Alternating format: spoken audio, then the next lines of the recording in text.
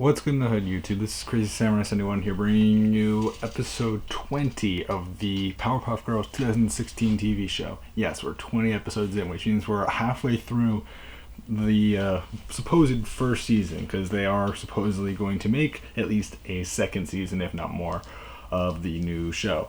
But yeah, halfway through now. Very cool. This episode was entitled Bubbles of the Opera, I believe it was. I just want to check that for 1 second. Bubbles of the Opera. That's correct. Okay, awesome. So it was an interesting episode. I mean, think to yourself, why Bubbles of the Opera? Well, it's basically a play off of. It's basically meant to play off of the idea of Phantom of the Opera, so Bubbles of the Opera, and it definitely borrows from that in some ways. Not as much as you would think, but definitely in some ways. There are some interesting things that definitely happened in this episode that were pretty interesting.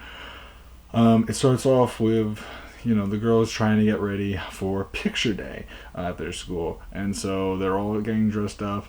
We see Blossom, who is getting ready, and she has different bows, and she asks the professor, which bow should I have? And they're all named out. They all have different names, and she's like, you know what? I'll choose Rocky Red. I'm like, what? Okay.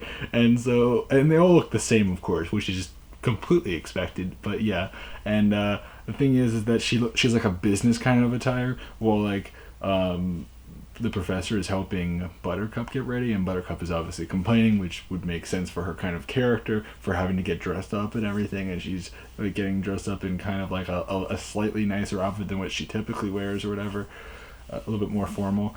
And then the idea is that then they say the only one that ever dresses well for picture day is Bubbles, and so the thing is that she's dressed pretty nicely. Well, the thing is that they end up going to picture day, they end up waiting in line, and Bubbles waiting.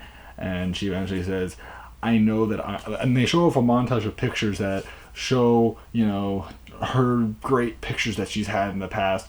And then what happens is that she's like, I know that Miguel will capture me right on camera perfectly, because apparently Miguel's this great photographer that knows how to take these awesome pictures. Thing is that Miguel's gone now, and some random woman that looks pretty wild, pretty crazy character, and she's a reoccurring character in this episode, comes in and she says, oh yeah, I'm supposed to take over for him today, or just in general or something like that. And the thing is that she's that Bubbles is nervous and worried, and she even the woman gives her something to say, how typically when you take your picture someone says now do this and then say cheese or whatever, that kind of thing. She says something really bizarre about have your posture a certain way or whatever, and then say something, and Bubbles is nervous, hesitant, not sure what to do, but she tries to do it, and she ends up with a terrible photograph that really is bad.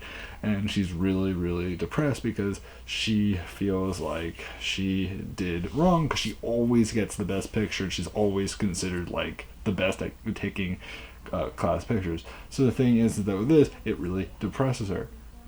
Well, the thing is that then what happens is that she ends up complaining and crying to her sisters, and her sisters do laugh at her picture and make fun of her and all that, but eventually they say, no, you shouldn't treat it that way.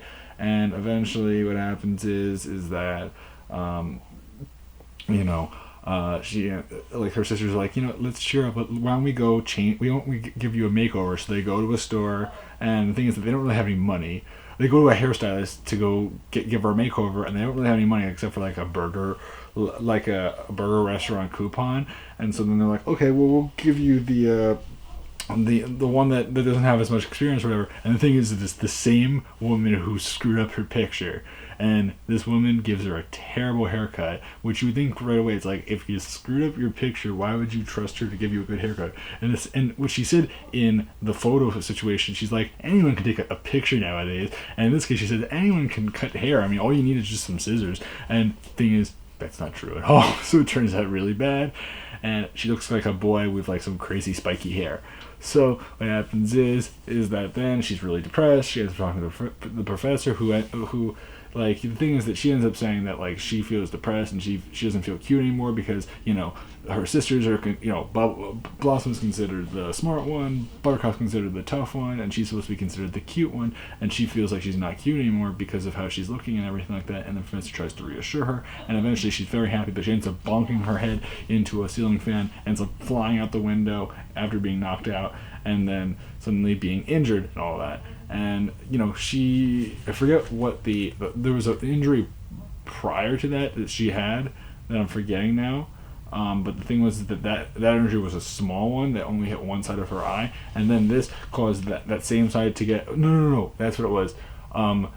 After she bonked her head, what happened was that before she bonked her head and before she spoke to the professor, they ended up putting on some skin cream and stuff to make her look pretty and tried to pretty her up. The thing was that the skin cream had like an allergy issue or whatever, and so the moment it went on her skin, she started getting infected. And then the thing was that when she bonked her head, the infection spread and got huge, and she had this massive ice pack on her face. And then eventually she revealed to her sisters how she looked with the ice pack off her face, and her sisters started cracking up laughing. Well, actually, they were really scared of her, and people that passed by were really scared of her. And eventually, she ends up feeling this dissatisfaction with herself and she ends up going crazy. After she ends up going crazy, she realizes that no one really understands her, no one can appreciate her as much as at least she feels that way. And so eventually, she decides to put on a mask that's like half of a bunny mask or whatever.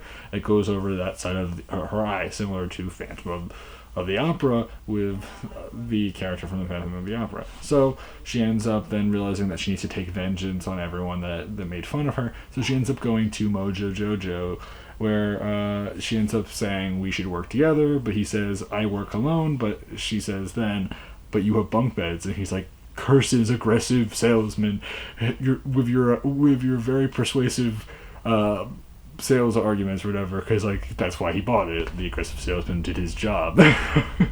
So eventually they end up working together. In this show, it seems like she can still speak to animals. In the original show, she was able to speak to animals as well, so that is something that is true and is faithful to the original show, so that's good.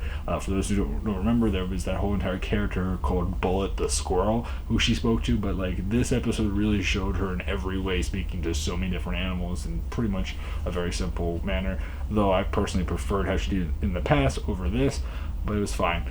Eventually they end up attacking the city and causing a rampage, and eventually the girls come out to try to stop her, and basically they try to reassure her, make her feel good, make her feel like she's important, she matters, like says like, you helped me out of these situations, you've done this for me, you're very caring, you're the most caring person I know, you're someone I can trust, you're more special than just being cute, you're someone different. And basically they try to butter her up and try to remind her who she is, and try to remind her that like she's their sister and she should be reasonable. And she ends up deciding whether or not and like Mojo's trying to convince her like no, they've done you wrong, no, you should attack them. And the thing is that like she even called some cobras on them, like that ended up tangling up. I mean, she was ready to basically beat them up, and she ends up like having the ability to like throw, I think it was like a hippo on top of them that was gonna like end up killing them or something like that.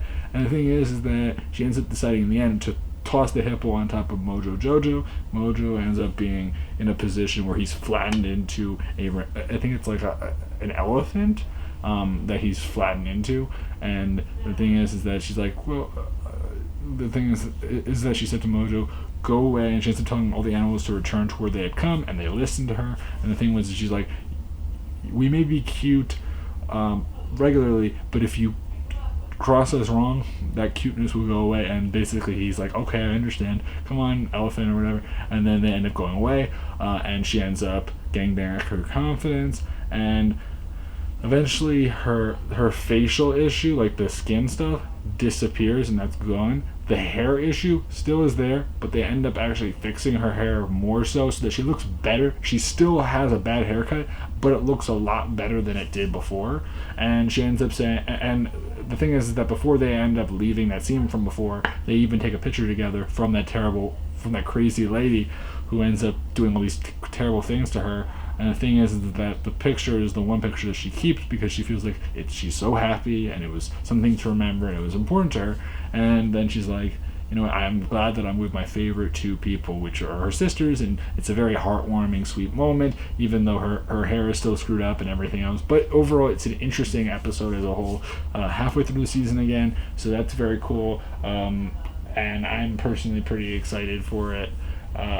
Excited to see where this show goes. As far as things go, next episode, I won't probably be able to post my video the day it releases, probably on the Friday, only because I have graduation from my high school on that day. So expect it the day following it, most likely, unless I post it late at night that Thursday, if I'm lucky. I don't necessarily expect it, but we'll have to wait and see. If I do post it Friday, it will probably be first thing Friday, or somewhat early on Friday. I'll be posting it, but we'll have to wait and see. I honestly don't know yet. I'm just trying to make people aware of that. I am keeping up with it. Obviously, we're halfway through the season, and I'm going to keep going as much as I can, and hopefully things get interesting more and more. So yeah, that's about it for me. So please remember to like, comment, subscribe. Check me out on check my Facebook page out, which is just the name of the channel, as well as my Twitter and my Instagram. And please remember to like, comment, subscribe, and I'll see you guys in the next video. So until then, guys, I'm Crazy Santa 71, and goodbye.